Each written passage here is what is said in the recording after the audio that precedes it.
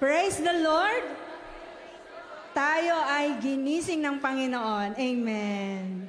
Napakabuti ng Diyos sa lahat ng mga nagkaroon ng sipon, ubo, lagnat nitong nakaraan. Ang Diyos ang nagpagaling. Amen?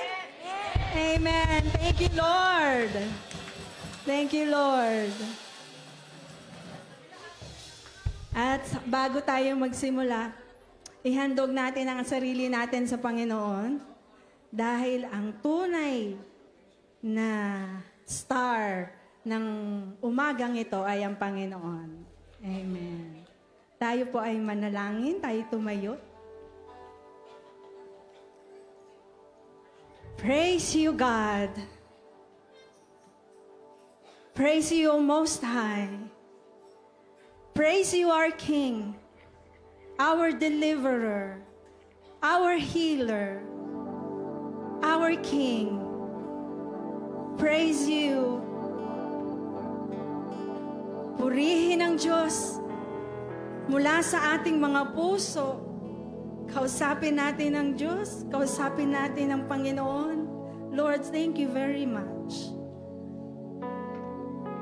Sa bawat araw na ibinibigay mo po sa amin, na patuloy mo po kaming pinapalakas, patuloy niyo po kaming pinagpapala. Kahit may mga moments, Panginoon, nawawala kami sa inyo, patuloy mo kaming binabalik sa iyo. Purihin ka, Panginoon. And Lord, thank you for your word. Because of your word, natututo kami, nakikilala ka namin. And because of your word, we are transformed. Lord, sa aming mga sarili, para parangalan ka, this life, Lord, is an offering to you. At nawa sa umagang ito, sa aming pagpupuri, makita mo sa aming mga puso na tunay ang pagmamahal namin sa iyo.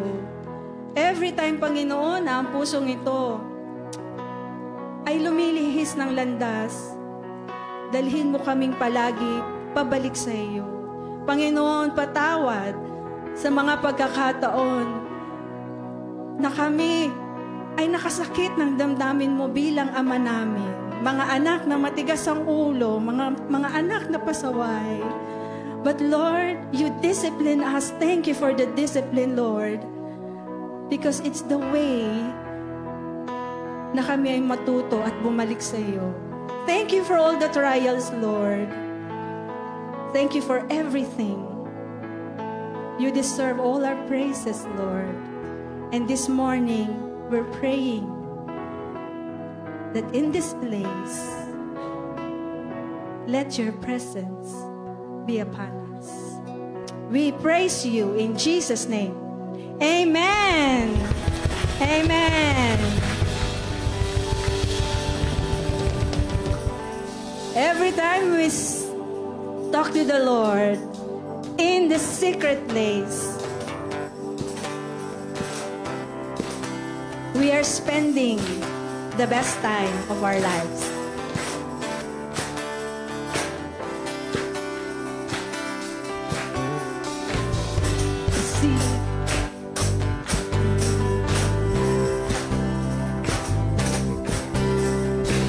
In the stillness, you are there. In the secret, in the hour I wait only for you, 'cause I want to know you more. I want to know you. I want to hear your voice. I want to know you more. I want to touch you. I want to see your face. I want to know you more.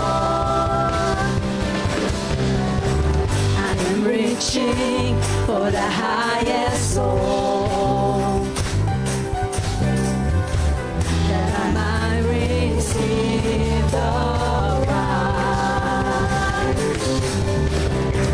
Pressing onwards, pushing every hindrance aside, out of my way, 'cause I want to know you more.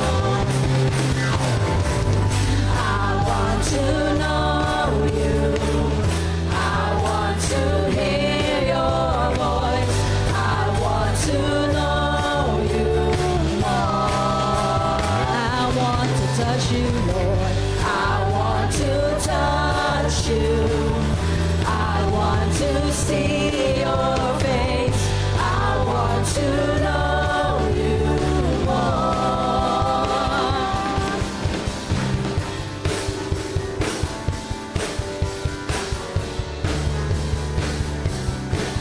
Lakasan pa natin ang palakpak natin sa Panginoon.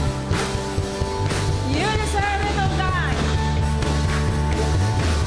I'm reaching for the highest goal,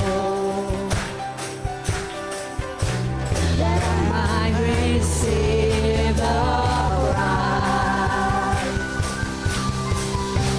Pressing onwards, pushing every hindrance aside, out of my way, 'cause I want to know you more. So Lord, I want to know you. I want to hear your voice. I want to know you more. We want to know you more, Lord. I want to touch you. I want to see your face. I want to know you more. I want to know you. I want to hear your voice. I want to know you more. I want to touch you. I want to see your face.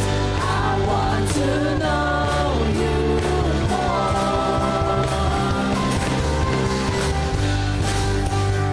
Yes, oh Lord. Moments with you, Lord, is a well-spent time. May we know you more every time we read your word, oh God. We praise you and glory to your name. Amen.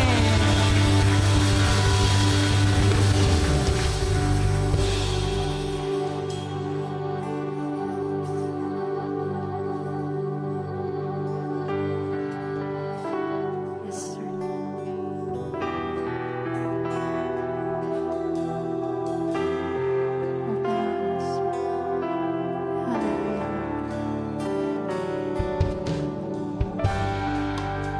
May you fill this place, Lord. And may you touch our hearts as we sing this song.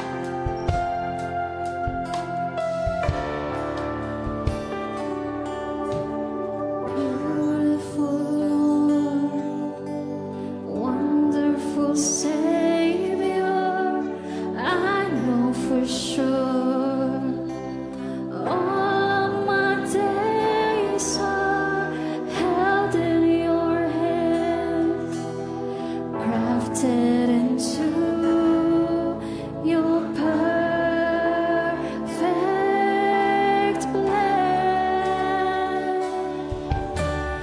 You gently call me into your presence, guiding me by your Holy Spirit. Teach me, dear Lord, to live all of my life through your eyes. I'm captured by your holy calling. Set me apart. I know you're drawing me to yourself. Lead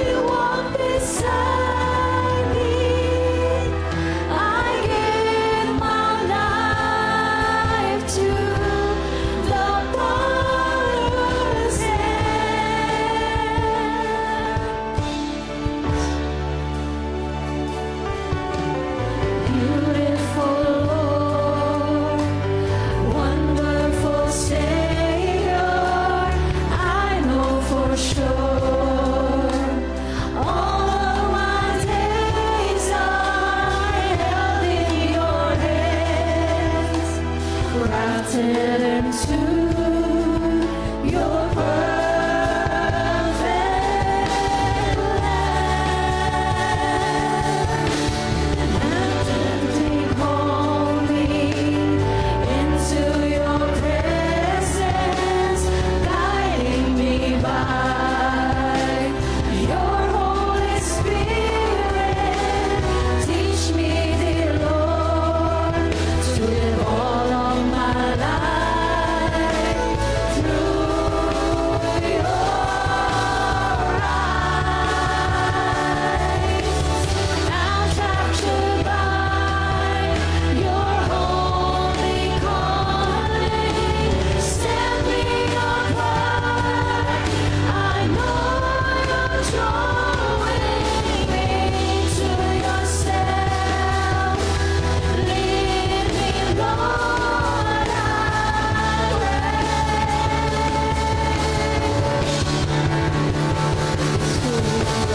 Take me and mold me, Lord. Yes, Lord God.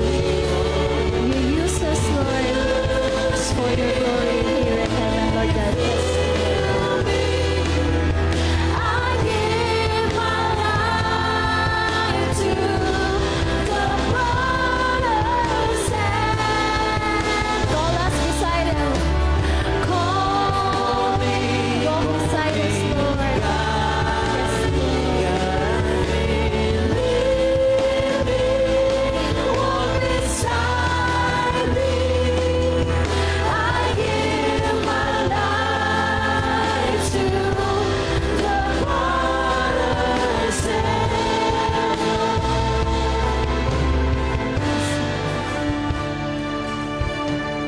We take this day again, Lord. We allow you to take us, to mold us, to walk with us, to guide us, and to be with every day. Panginoon, nakasama ka po namin, Lord. We take this opportunity to offer ourselves to you, Lord God. To know you more, Lord God, and to do all things for your glory, Lord God. And as we sing again this song, Lord, may you open our hearts, open our minds, Lord. Nandito po kami ngayon, Panginoon, Sir God. And as we sing this song, tanggalin mo po lahat ng sumasagabal sa paglapit namin sa iyo, Panginoon. Sabay-sabay po natin hawitin.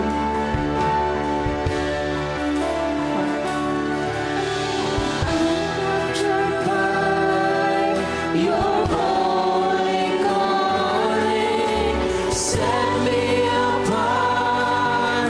I know you're drawing me to yourself.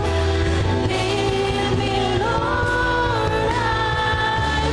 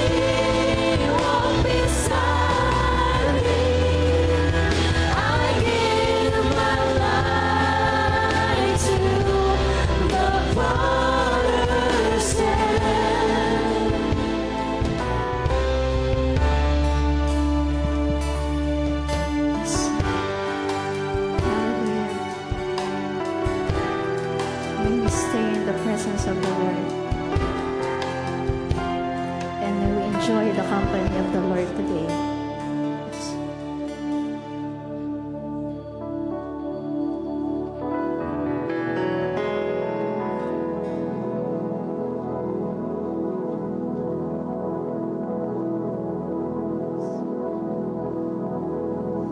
We praise you, God. We enthrone you in our hearts, in our lives.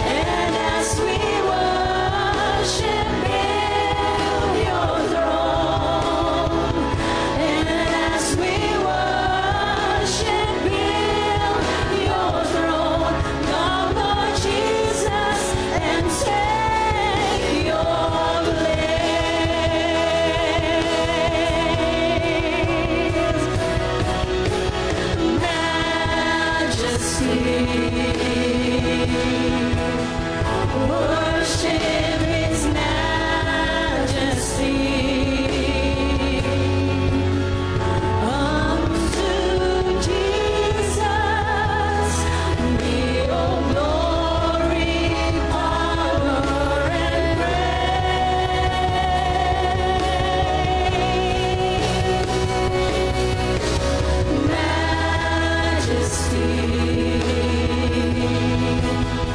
Kingdom.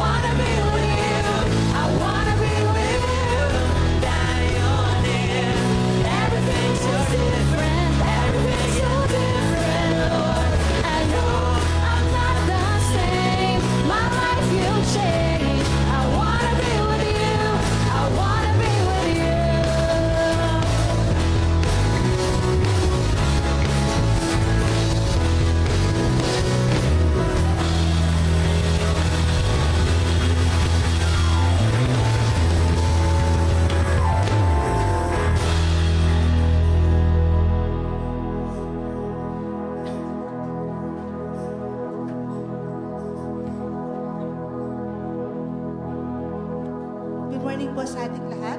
Our scripture reading is taken from the book of Colossians chapter 1, verses 9 to 12. Let us all read the verses alternately. So we have not stopped praying for you since we first heard about you.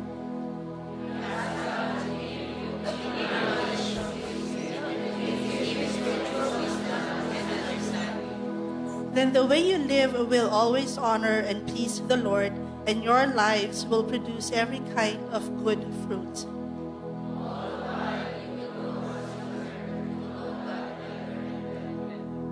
We always pray that you will be strengthened with all His glorious power, so you will have all the endurance and patience you need. Altogether, please.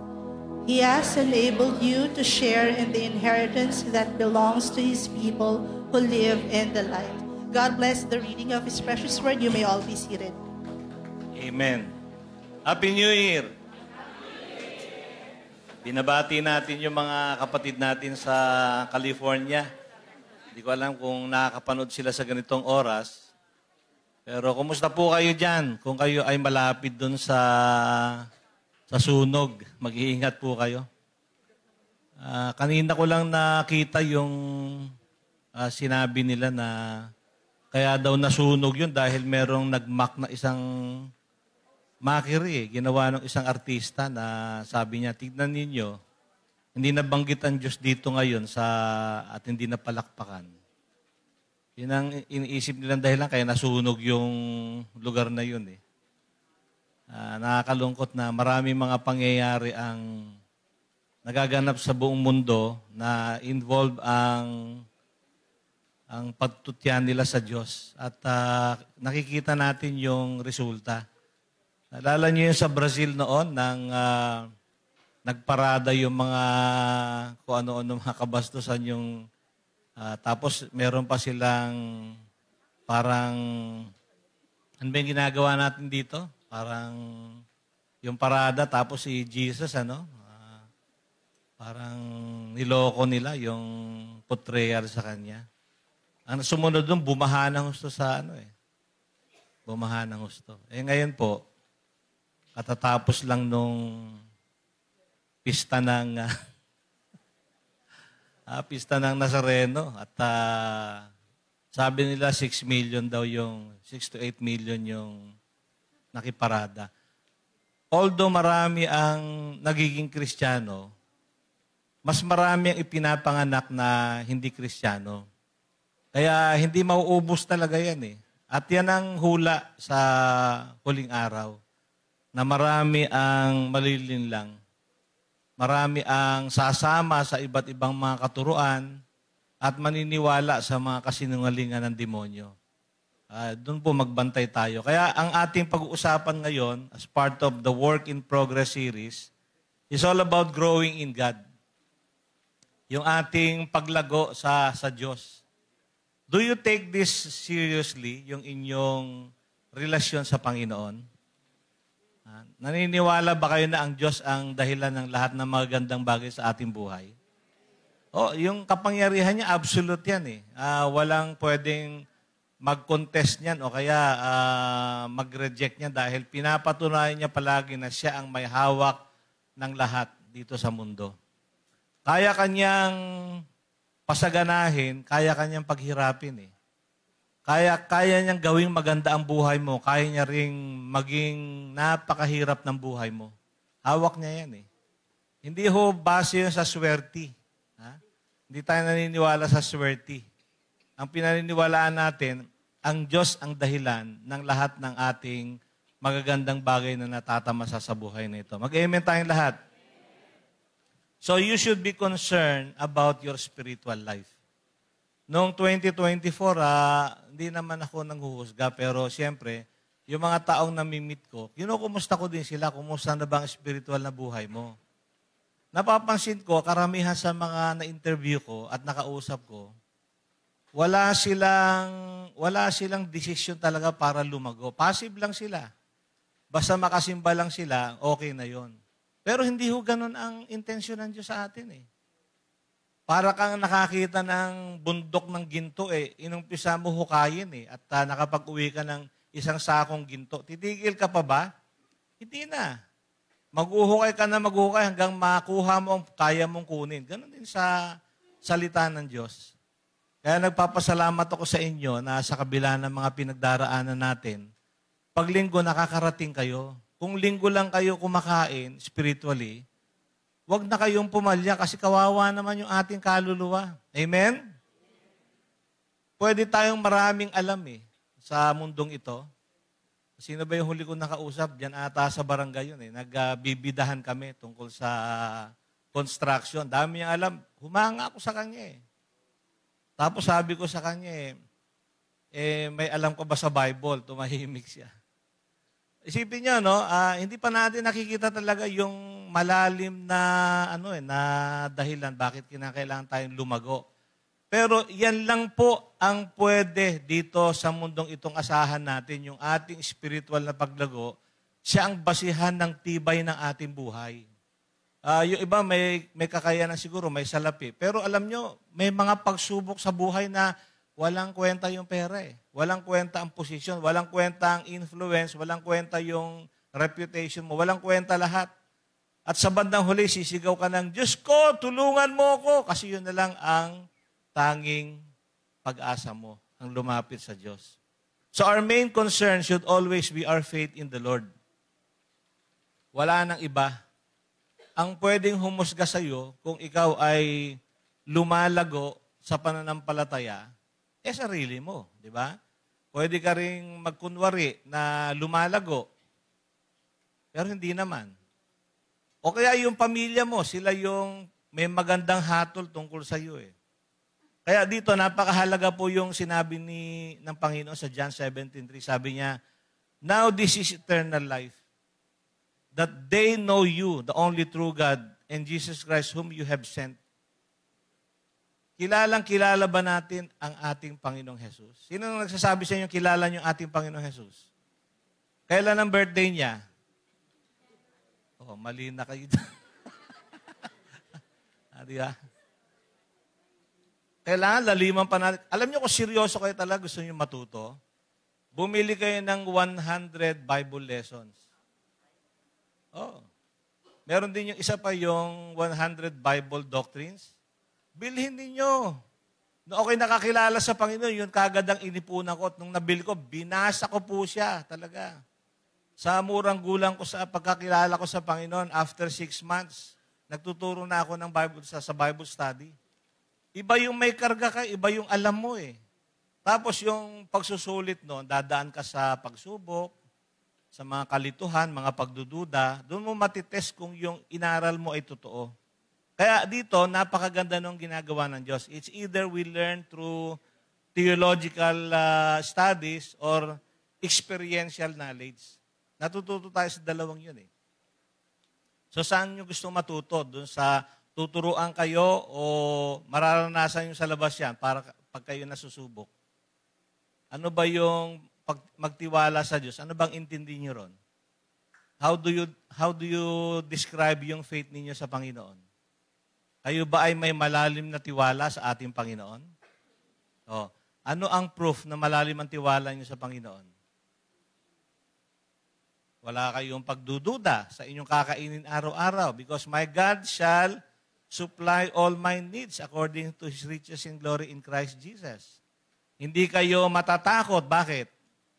Because God is your protector. Doon tayo masusubok Pero hindi totoo yung ating mga natutuhan hanggat hindi ito mailagay sa pagsubok.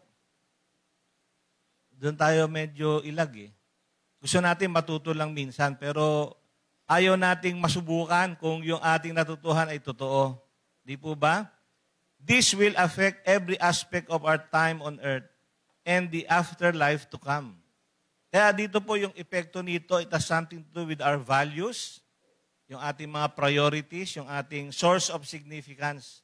Bakit ba tayo ganito? Bakit ginagawa natin yan? Ano ba ang mahalaga sa atin? Naapektuhan yun Depende yon sa natin, sa natutuhan natin tungkol sa ating Panginoon. Because the more you know Him, the more you live for Him.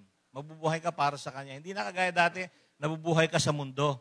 Ngayon, habang lumalalim ka sa Kanya, nabubuhay ka para sa Kanya. Nakakaroon ng katuturan yung buhay mo kasi siya maglalagay ng layunin, ng purpose sa buhay mo.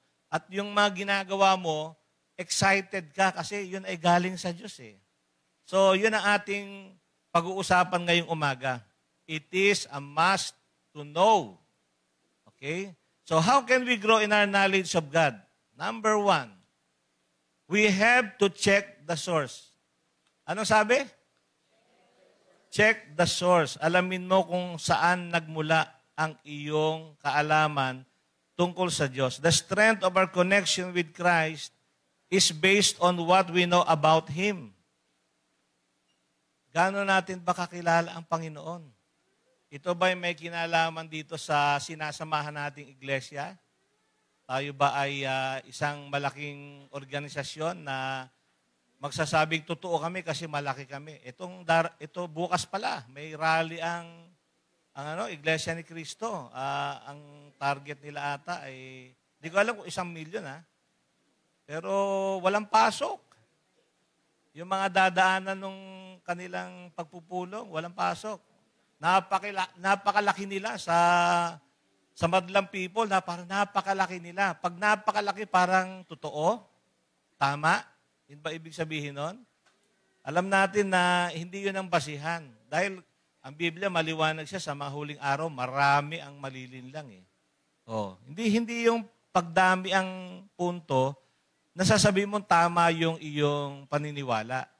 O pagsama sa marami ang magsasabi na tama ang iyong pananampalataya at paniniwala sa Diyos.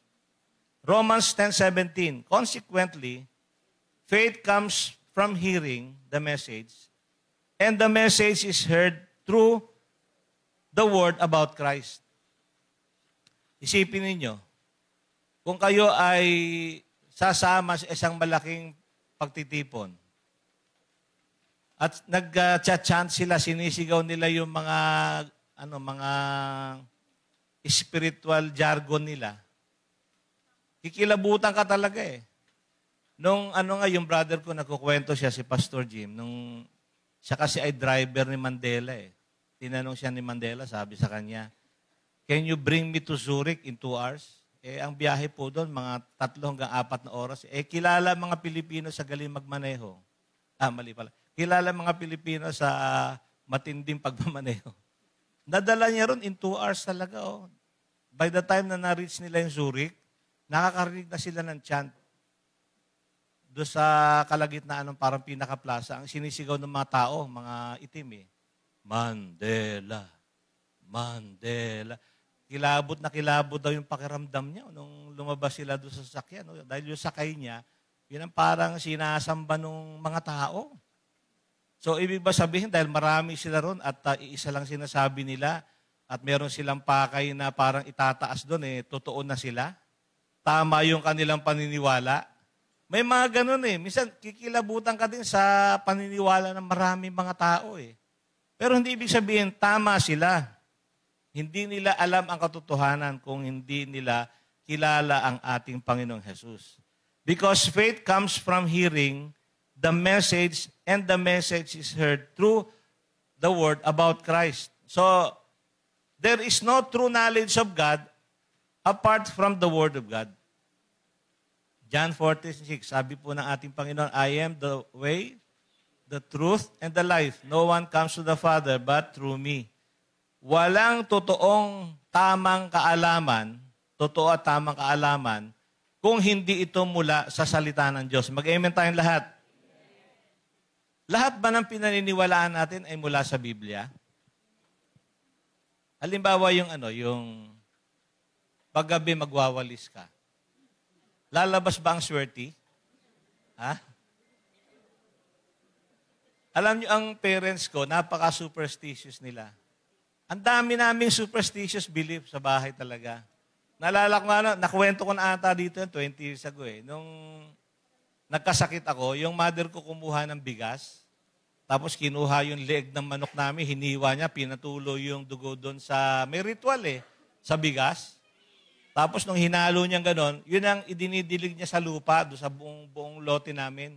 Dinidilig niya. Tapos may inuusal siya, hindi ko alam kung ano eh. Sinasabi niya ata, Frank Mirillo. Yun ata sinasabi niya. Frank Mirillo. Ay, hindi ata, wala pa siya. Alam nyo, after that day, gumaling ako. So anong comment nyo? Gumaling ako. After that day, gumaling ako. So, ang sumunod na kwento, tingin may magkakasakit sa amin, nagpapatay ng manok yung mother ko. Yeah, Frank Mirillo. Yun ba ang tama? Yun ba ang totoo? Yun ba pipiliin natin? Kasi kagaya nito, pag merong consensus, yung mga, alibay, malalaking grupo o mga kulto, di ba? Na sila yung tunay. Kaya nagpatayo na sila ng malaking arena eh. Sabi ko, arena lang naman yan eh. Sa bahay namin may arena rin eh. Nung binuksan ko yung cabinet, nakakita rin ako ng arena eh. Ibig ba sabihin, sila yung totoo? Kasi ang dami nila. At yung kanilang leader ay Son of God na naging God the Father na. Oh, isipin mo yung gano'n, no? Pag nandun ka, tiyak, madadamay ka. Mahirap ding mag-exist sa lugar na maraming paniniwala na sama-sama sila tapos yung iyo ay iba. Magkakaroon ka ng persecution complex eh. Lakasan mo nga ng konti, kapatid. Magkakaroon ka ng persecution complex dahil iniisip mo mali ka dahil baka ikaw lang o konti lang kayo. Pero hindi yun ang sinasabi natin ngayong mga sinasabi natin. There is no true knowledge of God. Lakasan. Nawala.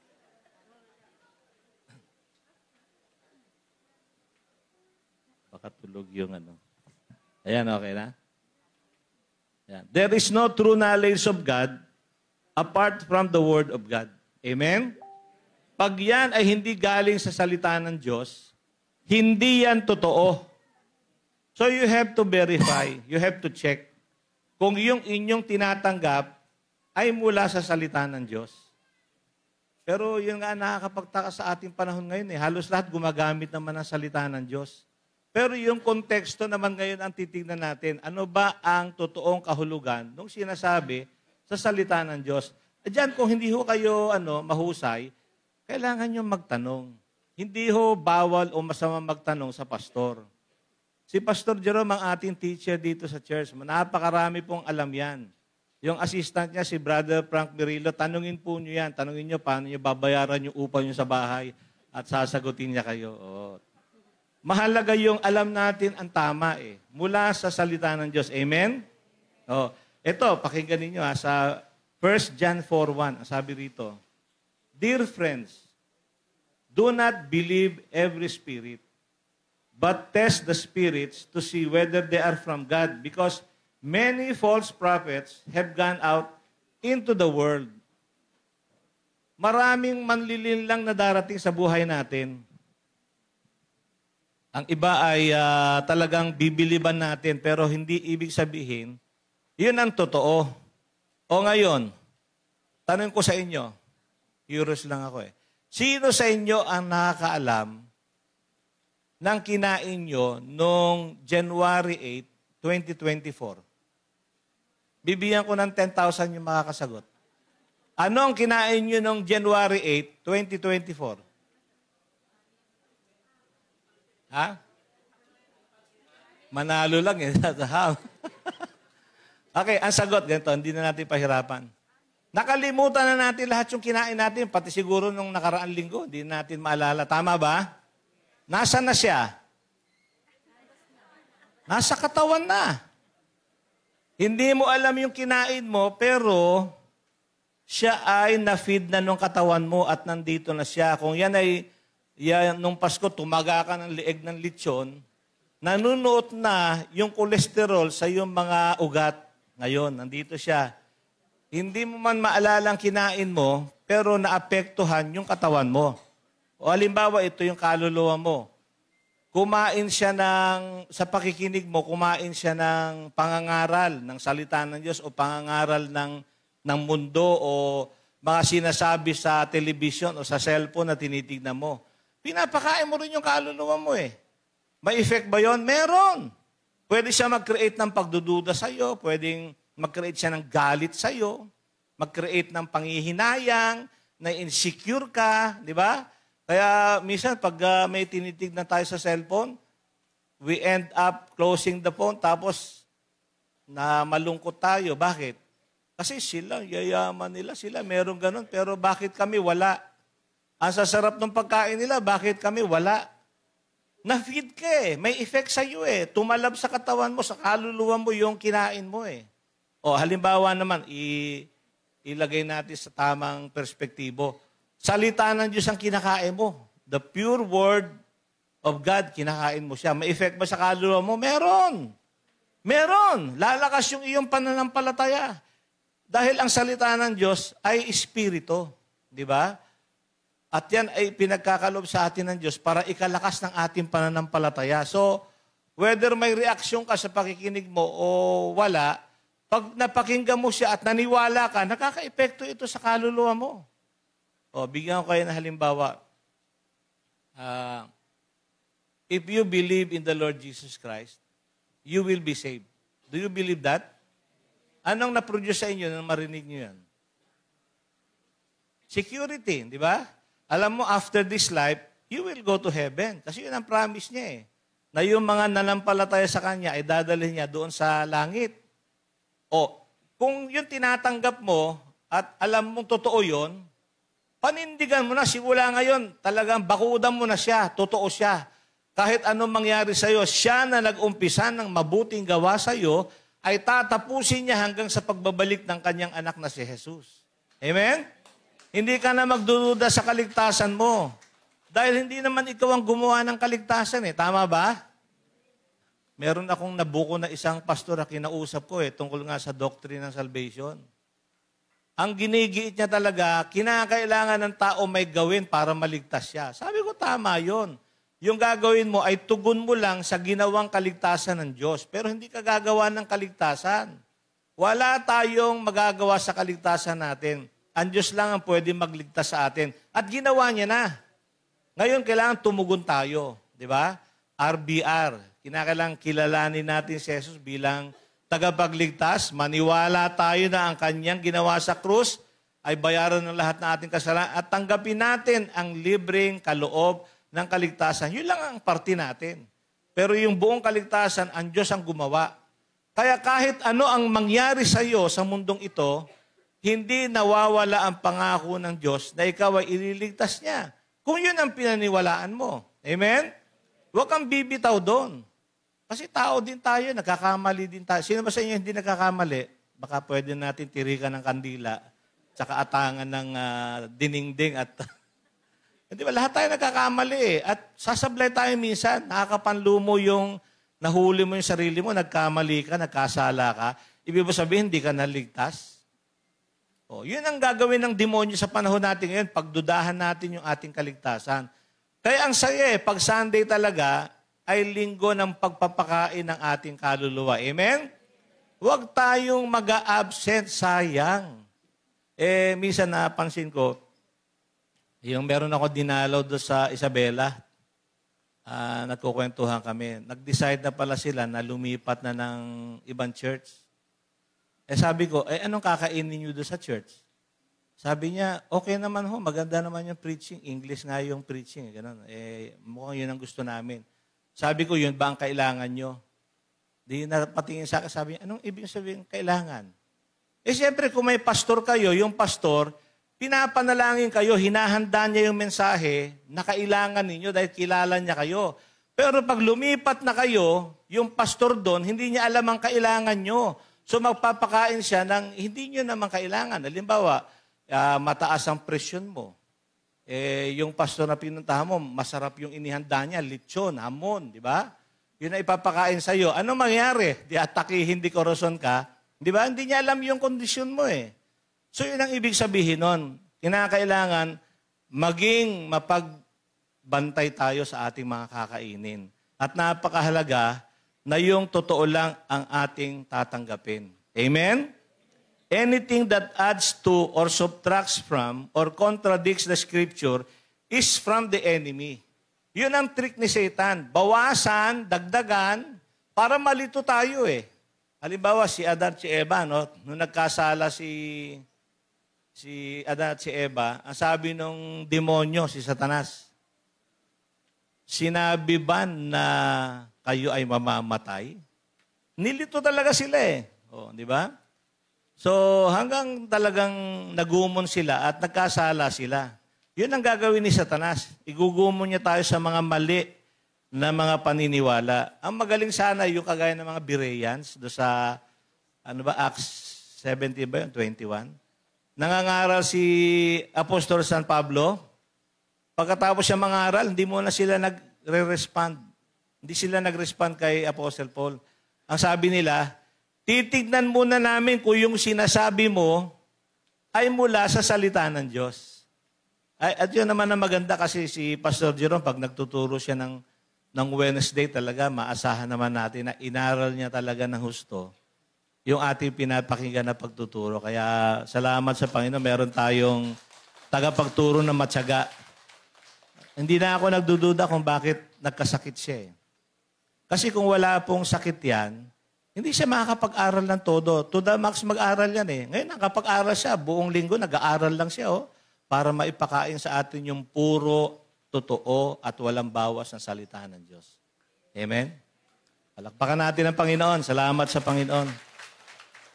Kaya huwag kayong hindi rin dadalo ng Miyerkules. Sayang, Inaral ng 1 linggo yun, At ako, marami ako natututuhan eh. Hindi ko mas sinasabi, alam ko na lahat dahil mas senior ako sa kanya. Pero ang totoo niyan, marami siyang alam na hindi ko alam. Yung kalokohan ko, hindi niya alam. Pero yung galing niya sa Bible, hindi ko rin alam eh. Pareho kami hindi nagkakaalaman. Kanya-kanya kami ng galing. Pero ang sarap ng merong kang napapakinggan na talagang dalisay na salita ng Diyos. Amen? At doon tayo po magbigay ng ating panahon. Ito po sa 2 Timothy chapter 4 verse 3 and 4, itong sabi niya. For a time is coming when people will no longer listen to sound and wholesome teaching. Darating na yung panahon, hindi na gusto ng mga tao yung tama, yung totoo, hindi na. They will follow their own desires and will look for teachers who will tell them whatever their itching ears want to hear. Kaya diyan naglabasan yung mga yung mga prosperity preaching, di ba? Sino bang dumadalo ron? Yung mga gustong-gustong yumaman. Yung mga mahilig sa mga himala, doon sila maghahanap ng mga nakakakiliti na papakinggan nila dahil yun ang gusto nila mapakinggan. Pero pag may punto na pinag-uusapan na yung tungkol sa pagsisisi sa kasalanan, hindi na sila interesado. Patungkol sa pagsasakripisyo o pagbibigay sa gawain ng Panginoon, wala, absent sila kasi hindi yun ang interest nila eh. Ang tawag po doon, itching is. Yung gusto lang nila mapakinggan, ang pakikinggan nila. At sa bandang huli, sabi ni Paul, they will reject the truth and chase after meat. Napansin ko lang, ang mga Pilipino talaga, napakahusay ng lahi natin. Kasi nung ako'y nasa Europe, napansin ko, ang bilis dumami ng mga Filipino churches doon. Sabi ko, bakit kaya walang ibang lahi naman na gamitin ng Diyos? Hindi ko sinasabi to para yabangan kayo, pero bakit ang daming Filipino churches sa iba-ibang bansa, sa buong mundo? Naisip ko tayo yung pinili ng Diyos na na lahi para magkalat ng kanyang salita Okay ba sa inyo? Payag ba kayo doon? Palagay ko tayo yun Ang gagaling talaga, mga workers sa Europe, kahit sa Amerika, ang gagaling ng mga Pilipino. Hindi man tayo kasing sikat nung mga magagaling na TV evangelist, pero ang gagaling natin doon sa mga nasa bundok, nasa sulok-sulok. Di ba? Narinig niyo na yung kwento na may nangingisda doon sa Antarctica, binutas niya yung yelo. tapos naglusot siya ng pangbingwit, biglang may humila. So, tinaas niya, nakakita niya, laking isda. Pero sa buntot ng isda, nakakapit Pilipino.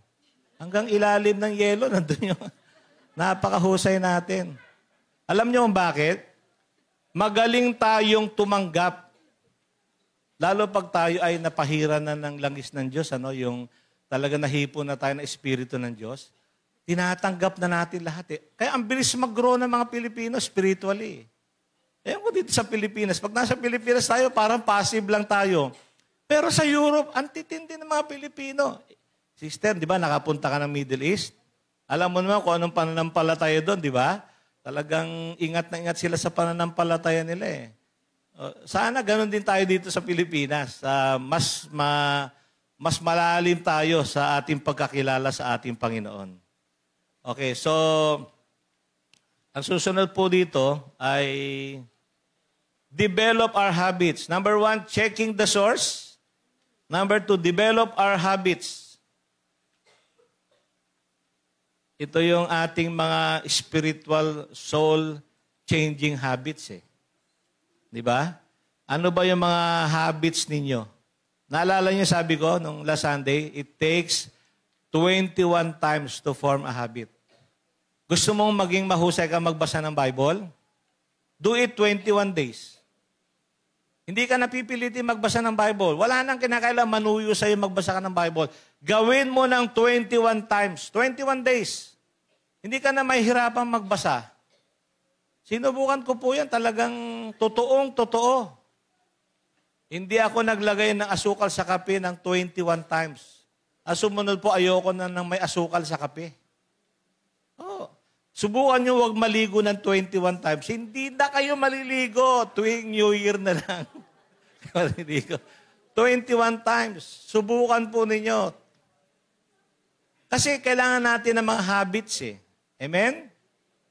Yung habits natin, siya ang magdidetermine ng outcome natin. Ngayon kung nasanay kang manalangin, nung nakaraang araw, kasi meron akong parang naiisip na kailangang dalhin ko sa Panginoon eh. Nag-take time talaga ako. Umupo lang ako sa ilalim ng puno ng mangga dito sa may Bloomfields. Ay, Kilas Tanesi pala. Nandun kasi ako sa kanila eh. Umupo lang ako doon, tapos nag-isip ako, tapos nag-pray na ako. Nag-pray ako. Parang ang lalim ng panalangin ko eh. Ganun pala yun. Pag yung kinukusa mo na dumudulog sa Panginoon, ang lalim ng panalangin ko talaga. Saka ang liwanag. Yung mga sinasabi ko sa Panginoon, naintindihan ko eh. Dati pag nagpipray tayo, yung the usual lang, di ba? Yung rhetoric tayo, sinasabi natin yung lagi natin sinasabi. Pero pag tinatagpo mo ang Diyos at nagiging habit mo, mapapansin mo, una, nahihiya ka na ulit-ulitin yung iyong panalangin. Kaya nagiging bukas ka talaga sa Diyos eh. Inaalam mo rin yung damdamin mo. Pag nagsalita ka na, nararamdaman mo talaga every word na sasabihin mo sa Panginoon, nakikinig siya eh.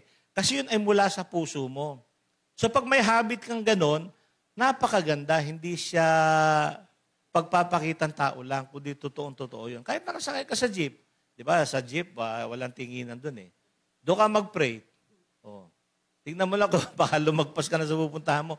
Pero ang Diyos ay nakikipagtagpo sa atin kahit saan tayo naroon eh. Pag yan ang habit mo, mararamdaman mo talaga ang presensya ng Panginoon sa buhay mo eh. Amen? Ito po, ang sabi dito ay, communing with God should be an important part of our daily routine. Pag wala yung mga habits na yan, unti-unti din tayong mawawala sa Panginoon. Alisin mo yung pagbabasa ng Biblia. Sabihin na lang natin, hindi ko humadala yung Bible ko kasi malaki. Mag-ano ka ng Bible app sa cellphone mo, di ba?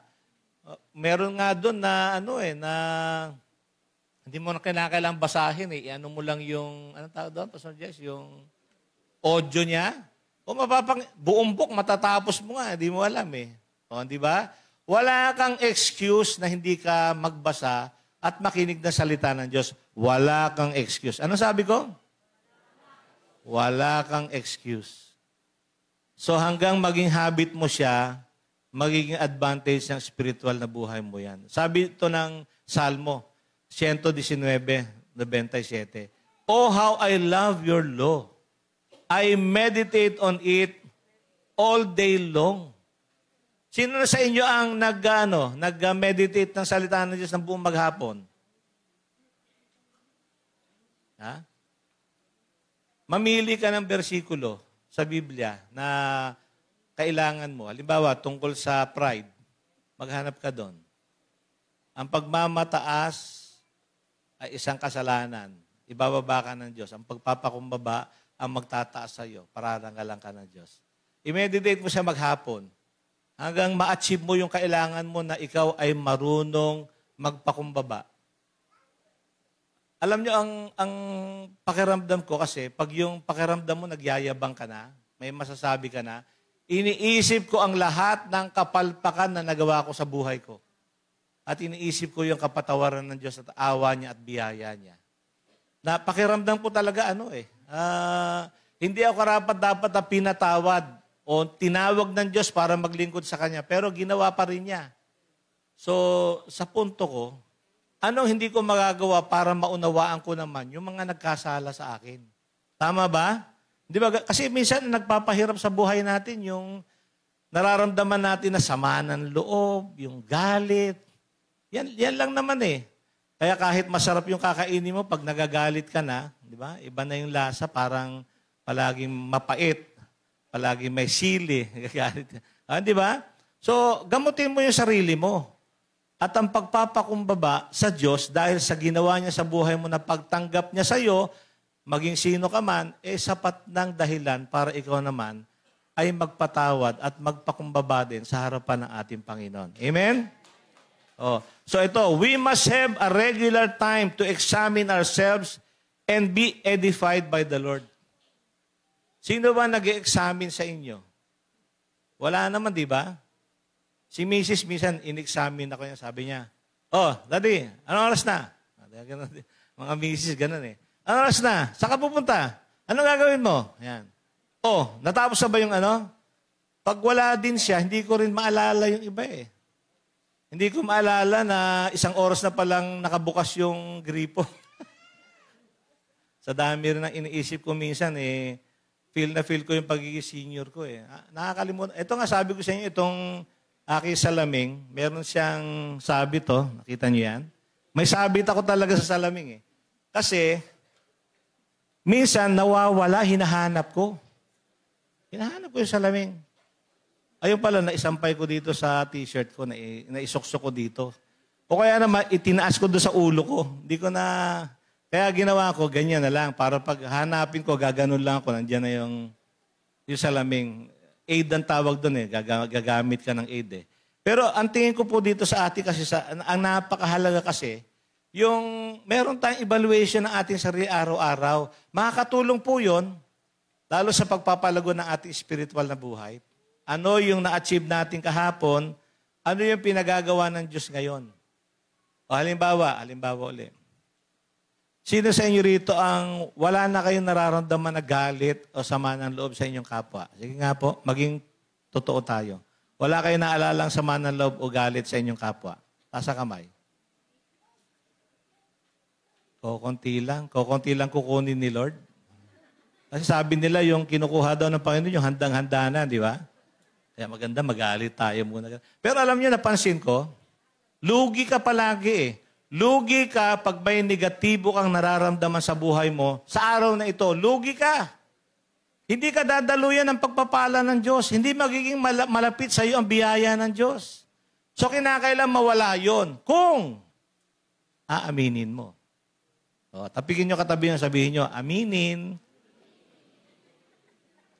Hindi natin kasi i-evaluate yung ating sarili. At ang Diyos hindi siya makaka-rescue sa atin hanggang hindi maging totoo yung ating pakiramdam. 2 Corinthians 13:5. Basahin natin lahat. Examine yourselves to see whether you are in the faith. Test yourselves. Do you not realize that Christ Jesus is in you, unless of course you fail the test? Ano ba ang failure doon sa pagsubok natin sa ating sarili? Siyempre yung outcome, yung tugon natin sa mga dumadaan sa buhay natin. talagang doon naman tayo nasusukat. Ito po sabihin ko sa inyo, makinig po kayo. Nababalidate talaga yung ating Christianity, yung ating pagiging Kristiyano, pag nasusubok na tayo. Lumalabas kung tapat tayo, lumalabas kung totoo tayo. Kailangan masubok Trial, testing, and negative things na dadaan sa buhay natin are necessary ingredients to validate what we are as Christians. Hindi pwedeng ganun ka na kaagad. Hindi totoo yun. Kinakailangan merong patunay. Kaya nga yung 3 test, di ba? Can you explain it? Ang second, can you prove it? Mapapatunayan mo ba talagang totoo yung kiniklaim mo na ikaw ay mabait? Ikaw ay mapagbigay? Totoo ba yon? Sige nga, patunayan nga natin. So, karamihan ng ating mga sinasabi na virtues ng ating buhay na ako, mapagpakumbaba ako. Tingnan nga, subukan nga natin. Pingutin nga natin. Pitikin nga natin sa tenga. Kung may pasensya siya. So lumalabas minsan, nahuhuli natin ating sarili na hindi pa talaga totoo. So still work in progress. Kinakailangan pa rin paghusayan at kinakailangan ayusin pa din. Okay, the true gauge of our spiritual life isn't our public actions, but our private habits. Actually, ito yung dapat na mindset natin sa Colossians 4:2. Sabi doon, devote yourselves to prayer, being watchful and thankful. 1 Peter chapter 2, verse 2, like newborn babies, crave pure spiritual milk so that by it may grow up in your salvation. Sino sa inyo rito ang naging sanggol na? Taas ang kamay. Naging sanggol na kayo? Naalala nyo ba noon nung bata pa kayo na, hindi natin maalala, no? Nakikita ko lang sa ibang bata Umiiyak sila. Pag hindi mo ba pinadede, iiyak yung bata talaga. Ang mother ko, 10 kami magkakapatid, lahat sinilang niya ng normal yon. Yung dibdib nga ng mother ko, laylay na 10 kami doon na bumitin 10 kaming uminom doon. At ako'y binata na nung pinanganak si Pastor Paul. Yung bunso namin, si Pastor Paul. Ang lakas sumuso talaga nun Pero pag hindi pa siya sumisigaw po yun, Mama! Gumagano yun, Dito wala pa naman nung nakitang sumisigaw pag hindi makapasok sa church. Papasukin niyo ako! Gusto ko. Ang ganda sana kung gano'n ang zealousness natin, Pastor, papasukin niyo ako. Gusto ko umatay ng service. Wala pa ako nakitang gano'n. Kanina pala may nagkamaling pumasok dito. Hinahanap niya si Billaana, Sister Billaana. To my knowledge, wala naman ditong Billaana Sabi ni Mrs., ano bang church ang hinahanap niyo? Sabi niya sa Baptist Church. Ay, doon po sa dulo yon. Dumaan si Vince, kaya sinakay niya. Dinala niya ron. Diba? Iba din yung matanda yun hirap maglakad. Pero ayaw niya magbintis ng simba. Sabi ko, subukan niyo rito. Dito na kayo magsimba. Kasi layo ng lalakarin Kaya lang dumating si Vince. Naihatid niya rin sa dulo. Napakahalaga sa atin yung gutom Yung gutom mo sa salita ng Diyos. Sige na, magkwentuhan na kayo tungkol sa artista, mga marites ng bayan. Ganyan. Pero pag salita ng Diyos, para tayong sanggol na gutom na gusto nating uminom ng gatas, dapat ganun ang ating pakiramdam. Amen? Kaya huwag tayo magliliban ng anumang mga meron sa church na mapapakinggan natin ang salita ng Diyos. Huwag po tayo magsawa, patuloy natin gawin yon. Okay, nasa pangwakas na po tayo. Check the source, develop our habits, remain in the faith. Remain in the faith. Sabihin natin, remain in the faith. Bakit nga ba ganun? Dahil marami ang umaalis sa pananampalataya.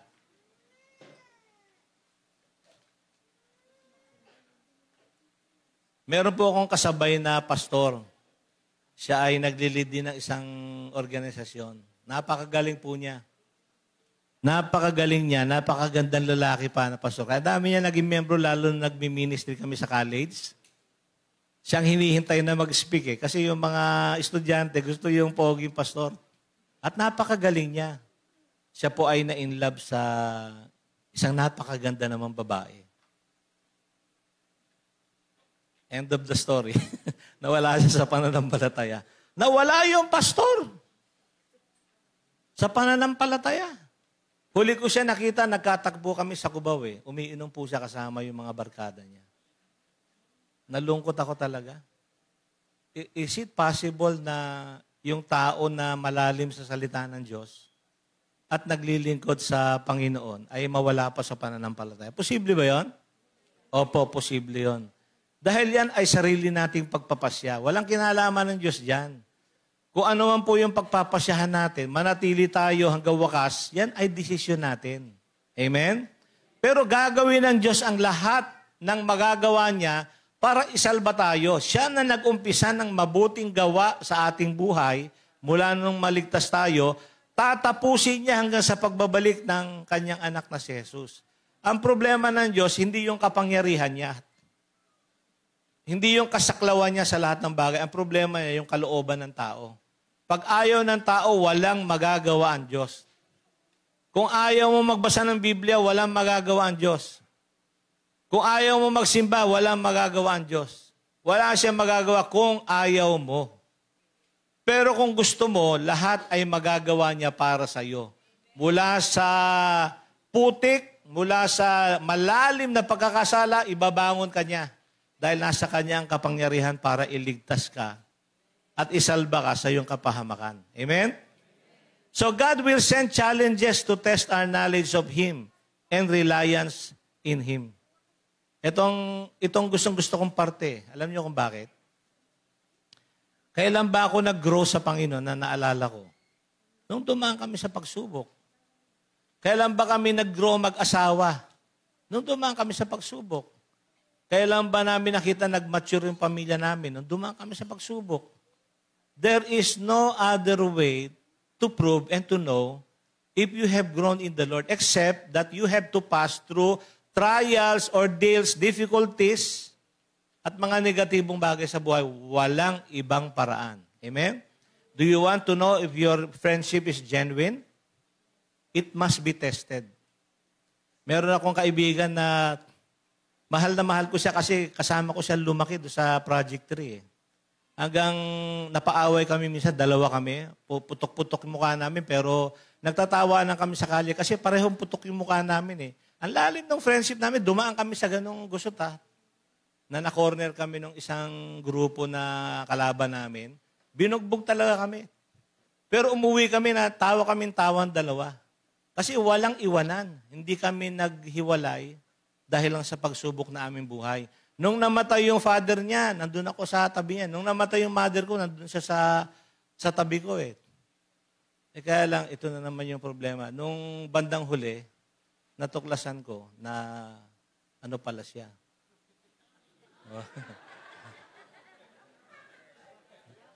Wala talagang perfectong tao. No? Kami na sana. But it was tested. Na-prove ko talaga na best friend ko siya eh. Kasi handa siyang mabugbog, alang-alang sa akin eh. Ganon din naman ako sa kanya. Walang iwanan hanggang wakas. Amen? Dito, tingnan natin dito. Di ba? Matitest tayo eh. Yung ating loyalty and faithfulness sa church family natin, matitest din tayo eh. So you have to prove it. Kailangan may pagsubok. Kailangan masubok tayo para malaman natin kung ito ay totoo. Kung ito ba ay totoong galing sa Panginoon, kinakailangan masubok. Dahil kung sa Panginoon yan, mananatili yan. Kahit anong gawin ng kaaway, mananatili yan. Kahit anong gawin ng kaaway sa'yo, mananatili ka. Dahil kung ikaw ay totoo, walang pwedeng bumago niyan. If our situation changes, will our perspective on the Lord also change?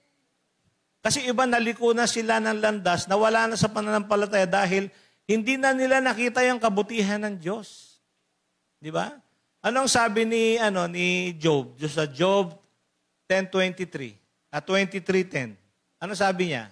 He knows the way that I take. that after testing me, I will come forth as gold. Ang ganda ng perspective niya. Sabi niya, alam ng Diyos yung pinagdaraanan ko, pero pagkatapos kong masubok, ako'y maging isang latay na ginto. And that's very true. Maging sa Diyos, gusto niya yun. Gusto niyang patunayang totoo tayo. So, masusubok tayo. Sabi niya kay Satanas. Sabi ng Satanas, kaya lang malapit sa iyo si Job. Kasi, pinasagana mo siya. Pinagpala mo siya. Alisin mo lahat yan. Kita mo, isusumpa ka niya. Ano sabi ng Diyos? Sige, pinahintulutan kitang subukan siya, pero hindi mo makukuha ang kanyang kaluluwa. O, binanatan ka agad ni Satanas. Tinanggal ang lahat. Wala natira, ha? Misis lang ang natira, yung kanyang mabunga na misis, mabunganga na misis. O. Na-survive niya yon. At sabi sa Bible, lahat ng nawala kay Job ay ibinalik. At binigyan siya ng mas magagandang mga anak. Talagang ang Diyos pag nasubo ka naman, ang susunod nun, pagpapalain ka niya ng gusto pag napatunayan mong totoo ka, di ba?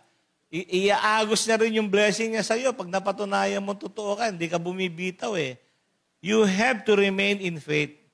We will remain in the faith not because we are strong believers, but because we are strengthened by the one we believe in. Siya talaga ang dahilan ng lahat. Kaya itong 2025, ito dapat ang goal natin. Anong sabi ni Paul sa Colossians 1:9-11? Basahin natin.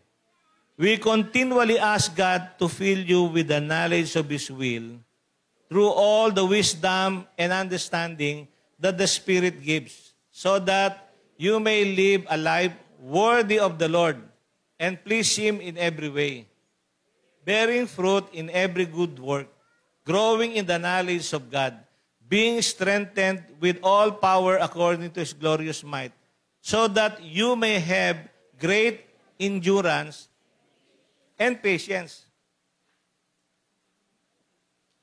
Amen? Tatapusin ko po dito. Parang nasingkot ko yung mic eh. 2 dahilan bakit may mga tao na hanggang ngayon hindi pa rin Kristiyano. Sana wag niyo kalimutan to ha. Yung makaalala nito next week, wala ako dito next week. 2 dahilan kung bakit may mga tao na hanggang ngayon hindi sila nagiging Kristiyano. Ang una, they don't know you yet. Ano ba sa Tagalog yon? Hindi ka pa nila nakikilala. Kasi ikaw talaga ang gagamitin ng Diyos para sila makakilala. Hindi ka pa nila kilala. So anong gagawin mo? Magpakilala ka. I am Baby Bitas, the representative of Jesus, to tell you how much He loves you. Di ba? Kailangan gawin natin itong 2025. Pangalawang dahilan, bakit hindi pa sila nakakakilala? Because they know you now. Marami ang hindi kumikilala sa Diyos dahil nakilala tayo bilang Kristiyano na hindi naman tapat, na nakakatisod. Sabi nila, ayoko yung buhay mo, kaya hindi ko susundan yung iyong pananampalataya. Ang laki ng responsibilidad natin. Kaya hindi pwede, hindi tayo mag-grow eh. Itong taon na ito, mag-grow tayo. Amen? Magbasa tayo ng salita ng Diyos ng tapat. Manalangin tayo ng tapat. Magpatotoo tayo ng tapat. At sasabihin ko po sa inyo, ang 2025 ay malaking blessing sa ating lahat. Tumayo po tayong lahat sa ating pangwakas na pananalangin.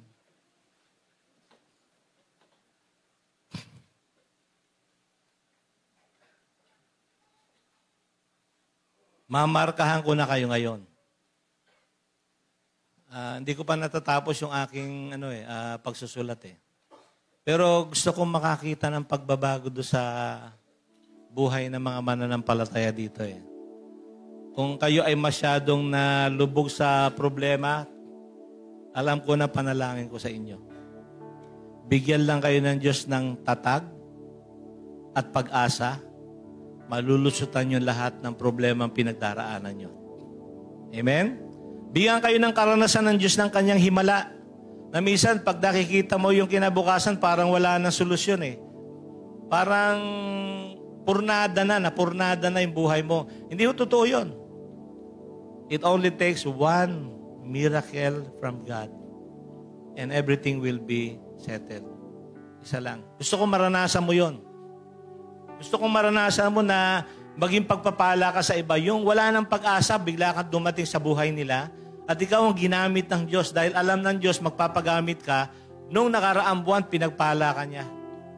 Para sa susunod na buwan, itatagpo ka niya sa taong ito na nangangailangan. Gusto kong ipanalangin ka na maging ganun ka. Ikaw ay sagot sa pangangailangan ng iba. Ikaw ay magiging dahilan ng kaligtasan ng iba. At yan ang panalangin ko sa iyo sa umagang ito. Tayo yumuko at manalangin. Maraming salamat po sa inyong salita, Panginoon, na walang kupas. Nananatili ang kapangyarihan niya upang baguhin ang aming kaluluwa, baguhin ang aming puso. At nagpapasalamat po kami sa maraming pagkakataon na kami nakakapakinig ng iyong salita. At ganoon din po ang bukas mo na kalangitan sa aming pananalangin. Ni minsan hindi ka naging bingi at tumalikod sa aming panalangin. Lagi po kayo nakikinig, aming Diyos. Kaya gawin niyo po na sa umagang ito, magkaroon kami ng pagpapanibago ng relasyon sa inyo, ng tuloy-tuloy na pakikipag-usap sa inyo kahit sa aming diwa lamang. Upang sa ganon, maghanap sa aming buhay ang ninanasan namin na malaking pagbabago ngayong 2025. At sasabihin ng mga taong nakapaikot sa aming buhay, salamat at nakilala kita, kaya nakilala ko ang Panginoon. Yun po ang gawin niyo sa buhay namin, Panginoon. Yan ang aming samod dalangin sa umagang ito. Sa pangalan ng aming Panginoong Jesus. Lahat ay magsabi ng Amen. Praise God.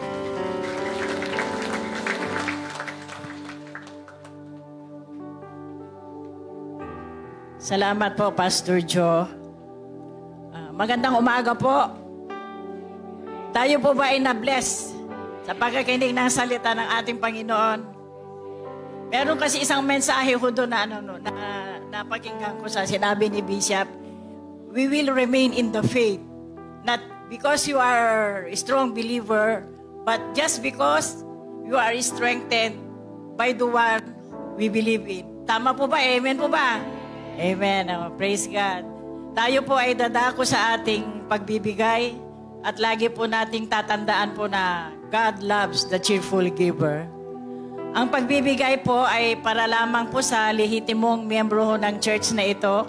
Pero kung kayo po ay hinihipo na magbigay para ho sa ikalalago ng mga gawain dito sa church ng CTJ Lagro, kami po ay taus-puso nagpapasalamat sa Panginoon. Maraming salamat po. Tayo po ay manalangin po. Muli, Panginoon, maraming salamat po sa inyong kadakilaan, Panginoon. Salamat po sa pag-iingat po sa bawat isa sa amin na nakarating po dito sa inyong pananambahan. Ganon din po ang aming pasasalamat sa mga awa at biyaya na lagi niyo pong ipinagkakaloob po sa amin, Panginoon.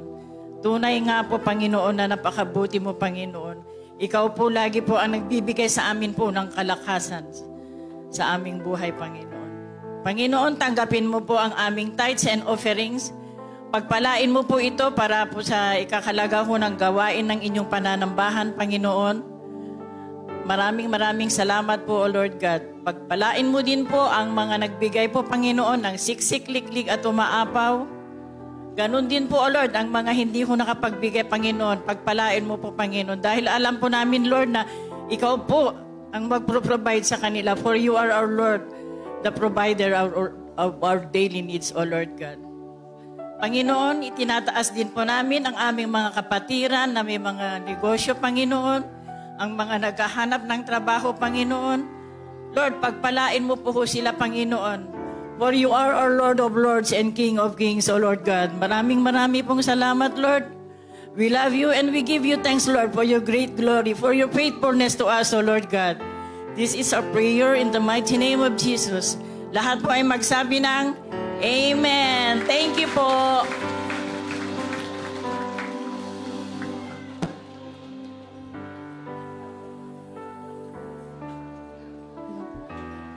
For our announcements this week, batiin po natin ang mga nagdidiwa ng kanilang mga kaarawan ngayong linggo. Today po kay JV Comboy and kay Franz Peñaflor po. Happy birthday po. Tomorrow, sa kapatid ko po, kay Pam Flores, happy birthday. On Tuesday, kay Anika De La Fuente and Alexa Santa Rita. On January 16, kay Gani Ramirez, happy birthday po. On Friday, January 17, kay Gab Saklayan, happy birthday. And on Saturday, January 18, kay Levi Sarmiento. This upcoming Wednesday, tuloy-tuloy pa rin po ang ating midweek Bible study at 7:30 p.m. live on FB po. Ang ano po natin topic ay hated by the people. So, you may do your advanced reading. Matthew chapter 27 verses 27 to 31 and John chapter 19 1 to 16. And on January 19 po, you have Lifeline Leaders Meeting po at 12 p.m. dito po sa Sanctuary po. That's all po for this week. God bless po sa atin lahat.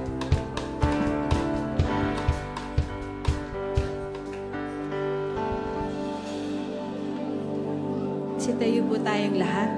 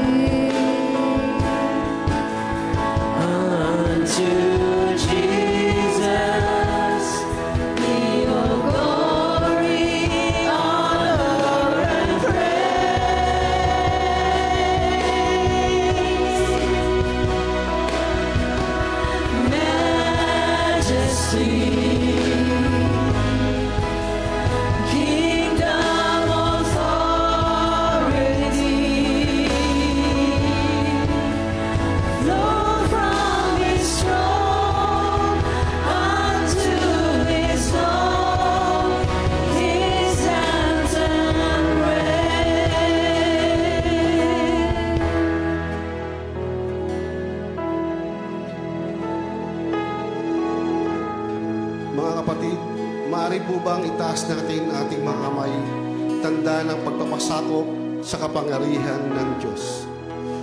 Mga kapatid, ngayong taong 2025, alalahanin natin ang tagubilin ni Apostol Pablo na lahat ng bagay na ating nakita, narinig at natutunan ay lumikha sa atin ng kamalayan, ng malalim na pagkaunawa sa Diyos upang tayo ay lumago.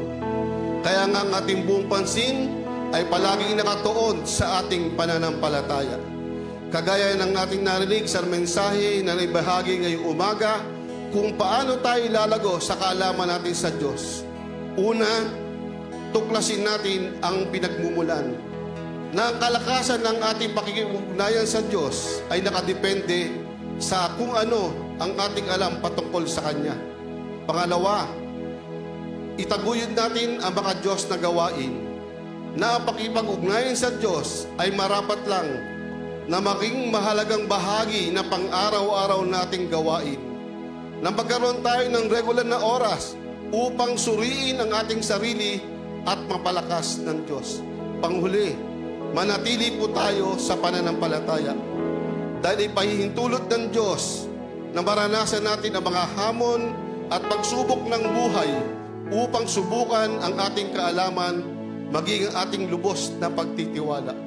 Upang magawa natin ang mga bagay na yon, ituon natin ang ating buong pansin kay Jesus na may akda at nagtataguyod ng ating pananampalataya. Huwag po tayong mabahala dahil tapat at tumawag sa atin. Lahat ng mabubuting bagay na kanyang pinasimulan ay kanyang tatapusin hanggang sa kanyang pagbabalik. Nawa masumpungan kayo na walang kapintasan ang inyong buong katauhan, katawan, espiritu at kaluluwa hanggang sa kanyang pagbabalik. Mga kapatid, kasabay nito, gawin natin ating mandato na humayo at ipagsabi ang mabuting balita ng kaligtasan na kay Jesus ay may pagbabago, may kalayaan, may kapatawaran ng kasalanan at may buhay na walang hanggan. Nawa, sangkapan kayo ng pahig na kapangyarihan ng banal na Espiritu upang buong tapang at alam niyong ipagsabi ang mabuting balita ng kaligtasan. Mga kapatid, tapos na ang ating gawain. Humayo kayong mapayapa, baunin ang mensaheng tinanggap po natin sa umagang ito. Pumasa inyo ang mayamang biyaya ng Diyos. Kalaki pa kanyang pag-ibig, kapayapaan at pag-iingat sa ngalan ng Ama, ng Anak, at ng Banal na Espiritu Santo. Lahat ay magsabi ng Amen.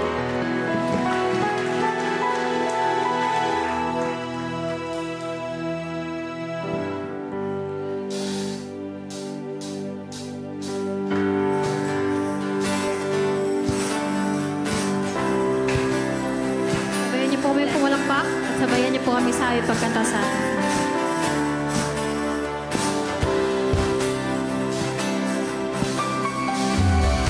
The secret in the quiet place, in the stillness you are there, in the secret. Only for you, 'cause I want to know you more. I want to know you. I want to hear your voice. I want to know you more. I want to touch you. To see your face, I want to know you more.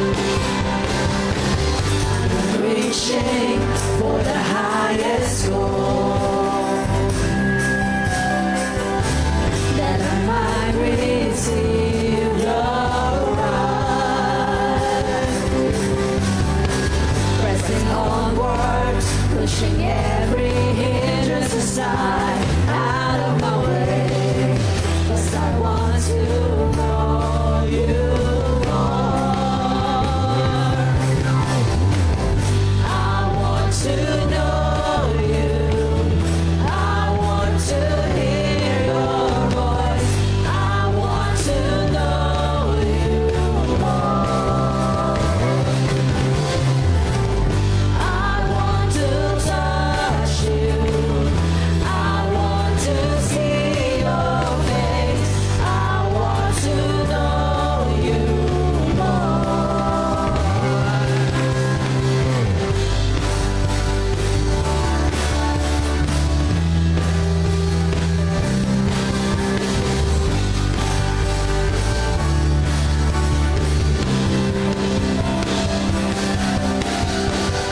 I'm reaching for the highest goal, that I might receive the prize. Pressing onwards, pushing every hindrance aside, out of my way, 'cause I want to know you more.